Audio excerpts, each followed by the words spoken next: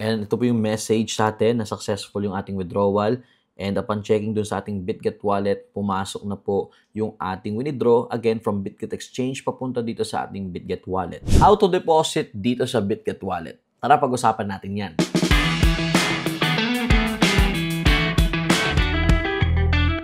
Hey, what is up? My name is John F. Dong. Probably napapanood mo sa TikTok, but this time, nandito tayo ngayon sa YouTube or kung saan mong platform in-upload ko ito para ituro sa inyo kung paano po mag-deposit ng inyong mga crypto assets dito sa BitGet Wallet. Probably gagamitin nyo ito as your alternative for MetaMask or probably meron kayong mga airdrop na sasalihan like to market or anything na konektado sa BitGet Wallet. So, this tutorial is for you. Tara, pag-usapan natin ito. First thing, dapat meron po tayong BitGet Wallet app. Now, as you can see sa inyong mga Play Stores and App Stores, dalawa po yung BitGet.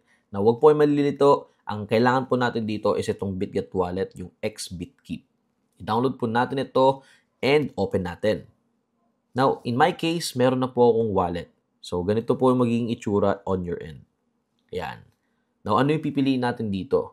If you have a wallet, you can import it already. But I assume most of you guys are beginners. So, dito tayo sa Create New Wallet. Now, meron tayong 3 choices. Meron 12-word, 24-word mnemonic wallet, or yung keyless wallet, which is new. And hindi ko ito marirecommend since hindi ata ito yung madalas ginagamit sa mga crypto airdrops. So, let's choose the 12-word mnemonic wallet since this is the convenient storage at seamless usability at pinakamalapit sa MetaMask. So, pinutin natin yan. Okay, mag-Face ID lang tayo for a meantime. Ayan. Then, hintayin lang natin matapos yung creation ng ating wallet. So, to, ayun, your wallet is now ready. Okay? Later natin to. Now, as you can see guys, meron na tayong completely new wallet. Okay, let's say okay na yung BitGet wallet mo. Now, ano naman yung next natin na poproblemahin? Saan manggagaling yung mga funds na ilalagay mo dyan sa BitGet wallet mo? Let's assume wala ka pang funds or wala ka pang crypto assets pero meron ka from your GCash or from bank account. Paano natin may co-convert yan? Now, since BitGet wallet yung pinag-uusapan natin, might as well gamitin na rin natin yung BitGet Exchange. So, ito po yung app nila. Both available naman on Android and iOS by Google Play and App Store. Meron po tayong registration link sa ating description. So, kung wala pang BitGet account, sign up ko muna dyan and make sure that you verify it. Now, open natin. So, ito yung ating BitGet.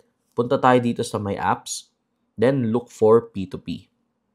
Okay. Again, guys, hindi nyo po ma-access itong P2P. Hindi nyo po magagamit ito if hindi pa po kayo verified. Okay. So, kailangan nyo mag-bind ng email at ng phone number tapos i-verify ang inyong account using a valid ID.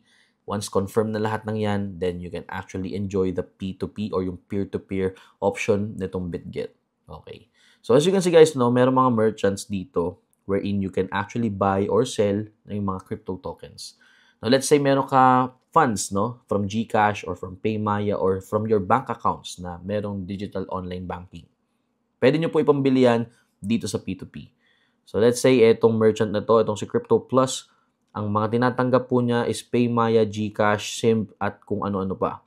Let's say we wanna purchase here. Pinutin natin yan. Now, kailangan complete po yung verification ninyo. Kasi again, kapag hindi po kompleto, hindi po yan magpo-proceed. The reason bakit po kailangan fully verified po tayo sa mga exchanges like BitGet is because pera po ang pinag-uusapan natin dito. And they have to make sure na yung gumagamit ng kanilang platform ay hindi bot, kundi totoong tao. Okay, getting back. Pinutin natin to guys. No, kapag na-pass nyo na lahat yon, fully KYC verified na yun, may nakabind na email at phone number, then you can actually do the P2P dito sa BitGet. Now, ito yung mga options na available for this merchant. So, merong bank transfer, Paymaya, GCash, at GoTime Bank. Let's say we want GCash. Yan. Tapos, piliin natin kung ilan yung gusto nating bilhin. Let's say for this, no, ang kanyang condition is, ang minimum po, 1,000 pesos. So, lagay natin 1,000 pesos. Yan. This will give us 17.83 USDT. So, dito guys, no, you can buy USDT with 0 fees. But since may laman naman po yung aking BitGet, no, hindi ko na po kailangan bumili. I'm just showing you guys on how you can purchase your crypto assets using your GCash or kung ano man yung available at supported ng merchant. Again, iba-iba po merchant, iba-iba rin po yung mga tinatanggap or ina-accept nilang payment methods. So, marami naman po yan dito guys. Pwede nyo silipin isa-isa kung ano man po yung available na payment options din sa inyong end. So, nakabili ka na ng crypto at meron ka na yan sa inyong BitGet. Time to transfer it dito sa ating BitGet wallet. For this part, I need your full attention kasi dito na po natin lalagyan yung ating BitGet wallet ng funds. So, in your BitGet wallet, pinutin nyo po yung receive. Now, in here, no, yung saselect nating token, since bumili tayo ng USDT rin po dapat yung i-receive natin. So, type natin dito USDT, search. Ayan. You can see right now, ang daming results. So, what I'm recommending you guys is look for Polygon. So, scroll down lang natin. Scroll down. And as you can see, andito po yung Polygon. Pindutin lang po natin ito. Now, again, may reminder siya to back up your mnemonic phrase. Kasi, again, guys, pag nawala po yung phrase na yan, consider your wallet compromised. So, later gagawin natin yan. Now, in here, you can see may provided na QR code and yung ating deposit wallet address. And ang kagandahan guys, no, if you're using BitGet Exchange, meron na po kagad transfer from BitGet Exchange button dito. So what we're gonna do here first is kopyahin natin yung wallet address. Now since we used BitGet Exchange, pindutin na rin natin to para mag-redirect na sa BitGet app. Now, di ba, ang seamless. So as you can see, no, nakaselect kagad yung USDT, tapos yung withdrawal network na Polygon. All we need to do is to paste the withdrawal address here. Yan. Sa iOS, i-allow lang natin yan. Then, for the withdrawal amount, let's say ang gusto kong ilagay is 10. Pero ang required lang guys is 1 ha. I'm just putting 10 just to be sure lang. Yan. Tapos may fees tayo dito na 0.2 USDT. So, ang marireceive na lang natin is 9.8, which is not bad pa rin kasi 1 USDT lang naman ang kailangan. So, withdraw natin. Alright. So, tingnan nyo lang for confirmation. Kapag okay na, pindutin ng confirm. Click to authenticate. Yan. Face ID ulit. Since ito yung passkey ko. So, withdrawal order submitted. And based sa experience ko guys with Polygon, mabilis lang siya. Mababa yung gas fees compared sa Ethereum or ERC network. And yung TRX kasi, nagtaas na rin po siya sa ibang mga exchanges. So, ito yung may recommend ko sa inyo na murang alternative sa ibang mga networks na madalas ginagamit. And in just few minutes, successful po ang ating withdrawal from BitGet papunta dun sa ating BitGet wallet. And ito po yung message sa atin na successful yung ating withdrawal. And upon checking dun sa ating BitGet wallet, pumasok na po yung ating withdraw again from BitGet Exchange papunta dito sa ating BitGet wallet. And again guys don't forget to back up your wallet, lalo na itong BitGet wallet. Kasi kapag nawala po yung inyong mga phrases, consider your wallet compromised. Meaning, anytime pwede pong makuha ng hacker yan or yung someone na nakakita ng inyong phrase. Well, actually, we're done with the tutorial. That's how you do it, no? Kung paano magpasok or mag-deposit ng inyong mga crypto assets papunta sa inyong BitGet wallet. Now, bonus lang, since it's September 2, I guess ito yung time for the to market, guys, no? So, paano naman natin i-connect yan sa inyong mga to market?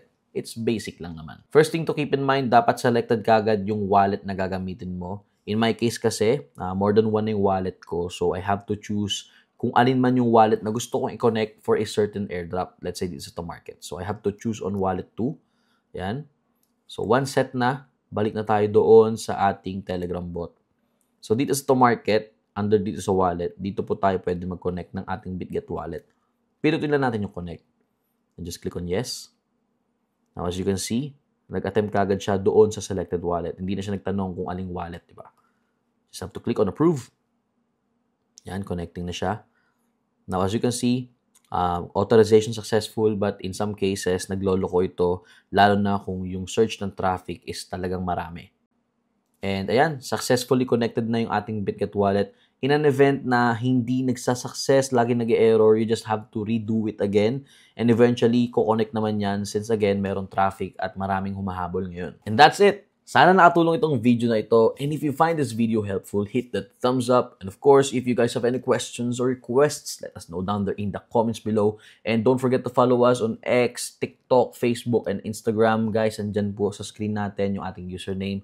And kung hindi ka pa naka-follow or naka-subscribe, don't forget to subscribe and hit that notification bell para updated ka sa mga videos na upload natin dito sa ating YouTube channel. Uy, nandiyan ka pa pala.